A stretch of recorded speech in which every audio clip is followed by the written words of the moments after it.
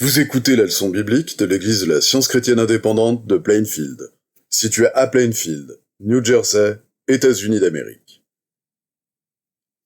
Leçon du dimanche 27 avril 2025. Sujet: période probatoire après la mort. Texte d'or, 1 Jean. Et voici, ce témoignage, c'est que Dieu nous a donné la vie éternelle, et que cette vie est dans son Fils. Lecture alternée. 1 Jean, 1 Pierre. Car ce qui vous a été annoncé et ce que vous avez entendu dès le commencement, c'est que nous devons nous aimer les uns les autres. Nous savons que nous sommes passés de la mort à la vie parce que nous aimons les frères. Celui qui n'aime pas demeure dans la mort. Quiconque hait son frère est un meurtrier. Et vous savez qu'aucun meurtrier n'a la vie éternelle demeurant en lui. Nous avons connu l'amour en ce qu'il a donné sa vie pour nous. Nous aussi, nous devons donner notre vie pour les frères. Ainsi donc, Christ ayant souffert dans la chair, vous aussi armez-vous de la même pensée. Car celui qui a souffert dans la chair en a fini avec le péché. Avant tout, ayez les uns pour les autres une ardente charité, car la charité couvre une multitude de péchés. Exercez l'hospitalité les uns envers les autres, sans murmure, afin qu'en toute chose, Dieu soit glorifié par Jésus-Christ, à qui appartiennent la gloire et la puissance au siècle des siècles. Amen. La Bible. N'aimez point le monde, ni les choses qui sont dans le monde. Si quelqu'un aime le monde, l'amour du Père n'est point en lui. Il y avait un homme malade, Lazare de Béthanie, village de Marie et de Marthe, sa sœur. Les sœurs envoyèrent dire à Jésus: « Seigneur, voici celui que tu aimes est malade. » Jésus, étant arrivé, trouva que Lazare était déjà depuis 4 jours dans le sépulcre. Marthe dit à Jésus: « Seigneur, si tu eusses été ici, mon frère ne serait pas mort. Mais maintenant même, je sais que tout ce que tu demanderas à Dieu, Dieu te l'accordera. » Jésus lui dit: « Ton frère ressuscitera. » Jésus lui dit: « Je suis la résurrection et la vie. Celui qui croit en moi vivra, quand même il serait mort. Et quiconque vit et croit en moi ne mourra jamais. Crois-tu cela ?» Elle lui dit: « Oui, Seigneur, je crois que tu es le Christ, le Fils de Dieu, qui devait venir dans le monde. » Ils ôtèrent donc la pierre, et Jésus leva les yeux en haut et dit: « Père, je te rends grâce de ce que tu m'as exaucé. Pour moi je savais que tu m'exauces toujours, mais j'ai parlé à cause de la foule qui m'entoure, afin qu'ils croient que c'est toi qui m'as envoyé. » Et le mort sortit, les pieds et les mains liés de bandes, et le visage enveloppé d'un linge. Jésus leur dit: « Déliez-le et laissez-le aller. » Plusieurs des Juifs qui étaient venus vers Marie et qui virent ce que fit Jésus crurent en lui. Mais quelques-uns d'entre eux allèrent trouver les pharisiens et leur dirent ce que Jésus avait fait. Dès ce jour, ils résolurent de le faire mourir. 6 jours avant la Pâque, Jésus arriva à Béthanie où était Lazare, qu'il avait ressuscité des morts. Une grande multitude de Juifs apprirent que Jésus était à Béthanie, et ils y vinrent, non pas seulement à cause de lui, mais aussi pour voir Lazare qu'il avait ressuscité des morts. Les principaux sacrificateurs délibérèrent de faire mourir aussi Lazare, parce que beaucoup de Juifs se retiraient d'eux à cause de lui et croyaient en Jésus. Jésus leur répondit: « Celui qui aime sa vie la perdra, et celui qui hait sa vie dans ce monde la conservera pour la vie éternelle. » Pierre et Jean montaient ensemble au temple, à l'heure de la prière. C'était la 9e heure. Il y avait un homme boiteux de naissance qu'on portait et qu'on plaçait tous les jours à la porte du temple, appelé la Belle, pour qu'il demandât l'aumône à ceux qui entraient dans le temple. Cet homme, voyant Pierre et Jean qui allaient y entrer, leur demanda l'aumône. Alors Pierre lui dit, « Je n'ai ni argent ni or, mais ce que j'ai, je te le donne. Au nom de Jésus-Christ de Nazareth, lève-toi et marche. » D'un saut il fut debout, et il se mit à marcher. Il entra avec eux dans le temple, marchant, sautant et louant Dieu. Tout le monde le vit marchant et louant Dieu. Pierre, voyant cela, dit au peuple, « Hommes israélites, pourquoi vous étonnez-vous de cela? Pourquoi avez-vous les regards fixés sur nous, comme si c'était par notre propre puissance ou par notre piété que nous eussions fait marcher cet homme? Puisque nous sommes interrogés aujourd'hui sur un bienfait accordé à un homme malade, afin que nous disions comment il a été guéri, sachez-le tous, et que tout le peuple d'Israël le sache. C'est par le nom de Jésus-Christ de Nazareth, que vous avez crucifié, et que Dieu a ressuscité des morts. C'est par lui que cet homme se présente en pleine santé devant vous. Quand ils eurent prié, le lieu où ils étaient assemblés trembla. Ils furent tous remplis du Saint-Esprit, et ils annonçaient la parole de Dieu avec assurance. La multitude de ceux qui avaient cru n'était qu'un cœur et qu'une âme. Les apôtres rendaient avec beaucoup de force témoignage de la résurrection du Seigneur Jésus, et une grande grâce reposait sur eux tous. Béni soit Dieu, le Père de notre Seigneur Jésus-Christ, qui selon sa grande miséricorde nous a régénérés pour une espérance vivante, par la résurrection de Jésus-Christ d'entre les morts. C'est là ce qui fait votre joie, quoique maintenant, puisqu'il le faut, vous soyez attristés pour un peu de temps par diverses épreuves. Afin que l'épreuve de votre foi plus précieuse que l'or périssable, qui cependant est éprouvé par le feu, ait pour résultat la louange, la gloire et l'honneur, lorsque Jésus-Christ apparaîtra. Lui que vous aimez, sans l'avoir vu, en qui vous croyez sans le voir encore, vous réjouissant d'une joie ineffable et glorieuse, ayant purifié vos âmes en obéissant à la vérité pour avoir un amour fraternel sincère.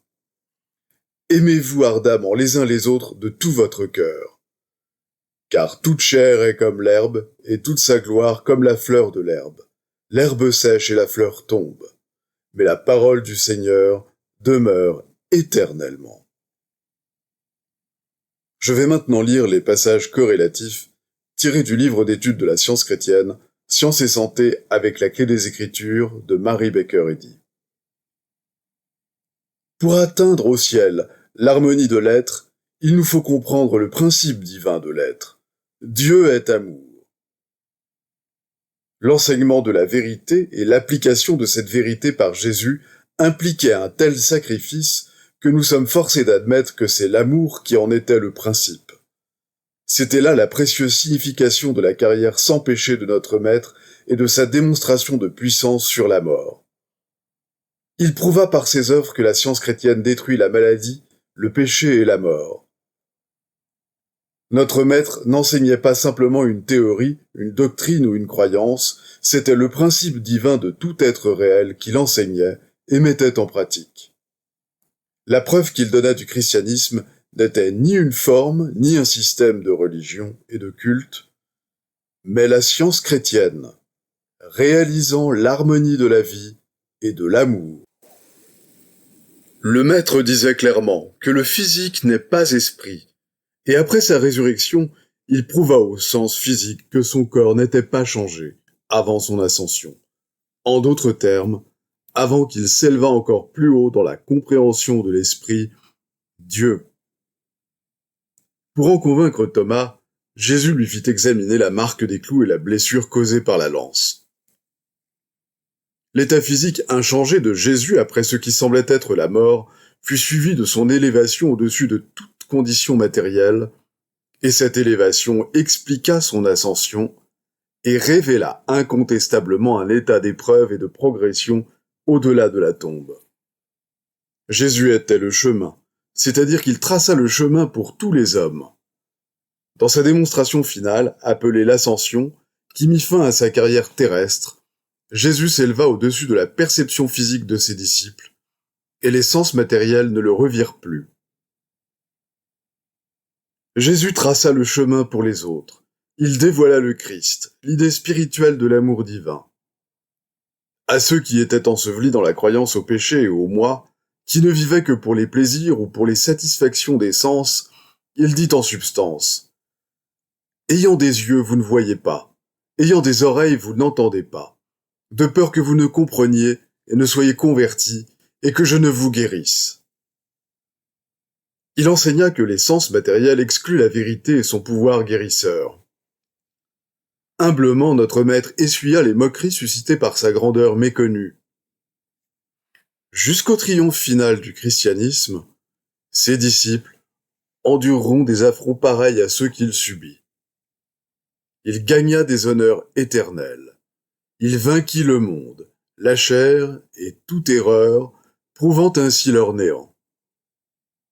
Il réussit à démontrer le parfait salut qui délivre du péché, de la maladie et de la mort. Il nous faut Christ et Jésus-Christ crucifié. Il nous faut des épreuves et de l'abnégation, aussi bien que des joies et des victoires, jusqu'à ce que toute erreur soit détruite. Les épreuves enseignent aux mortels à ne pas s'appuyer sur un soutien matériel, un roseau brisé, qui transperce le cœur. C'est à peine si nous nous en souvenons au soleil de la joie et de la prospérité. Le chagrin est salutaire. Par de grandes tribulations, nous avons accès au royaume. Les épreuves font voir la sollicitude de Dieu. Le développement spirituel ne naît pas de la graine semée dans le terrain des espérances matérielles, mais lorsque celle-ci se décompose. L'amour propage de nouveau les joies plus élevées de l'esprit qui n'ont pas de souillure terrestre. Chaque stade successif d'expérience révèle des vues nouvelles de bonté et d'amour divin. Le salut universel repose sur le progrès et le temps d'épreuve sans lesquels on ne peut l'atteindre. Le ciel n'est pas une localité, mais un état divin de l'entendement, dans lequel toutes les manifestations de l'entendement sont harmonieuses et immortelles, parce que le péché ne s'y trouve pas et qu'on y découvre que l'homme n'a pas de justice qui lui soit propre, mais qu'il possède l'Esprit du Seigneur, ainsi que le dit l'Écriture. Nous lisons dans l'Ecclésiaste : si un arbre tombe, il reste à la place où il est tombé. Ce texte est devenu le proverbe populaire : tel l'arbre tombe, tel il restera. Tel est l'homme en s'endormant, tel il s'éveillera. Tel est l'homme mortel lorsque la mort le surprend, tel il sera après la mort, jusqu'à ce que le temps d'épreuve et le progrès aient opéré le changement nécessaire. L'entendement ne devient jamais poussière. Aucune résurrection de la tombe n'attend l'entendement ni la vie, car la tombe n'a de pouvoir ni sur l'un ni sur l'autre. Aujourd'hui, le pouvoir guérisseur de la vérité est abondamment démontré, comme étant une science immanente et éternelle au lieu d'une manifestation qui tient du phénomène. Son apparition est le nouvel avènement de l'évangile de paix sur la terre, bonne volonté envers les hommes. Cet avènement, ainsi que le promit le Maître, établit la science en tant que dispensation permanente parmi les hommes. Mais la mission de la science chrétienne aujourd'hui, comme au temps de sa démonstration première, n'est pas principalement celle de la guérison physique. Aujourd'hui, comme jadis, des signes et des merveilles s'opèrent dans la guérison métaphysique de la maladie physique, mais ces signes ne servent qu'à en démontrer l'origine divine, à attester la réalité de la mission plus haute du pouvoir Christ, mission qui est d'ôter les péchés du monde. La guérison physique par la science chrétienne résulte aujourd'hui, comme au temps de Jésus, de l'opération du principe divin, devant laquelle le péché et la maladie perdent leur réalité dans la conscience humaine et disparaissent aussi naturellement et aussi nécessairement que les ténèbres font place à la lumière et le péché à la réforme. Aujourd'hui comme autrefois, ces œuvres puissantes ne sont pas surnaturelles, mais suprêmement naturelles. Elles sont le signe d'Emmanuel, ou Dieu avec nous.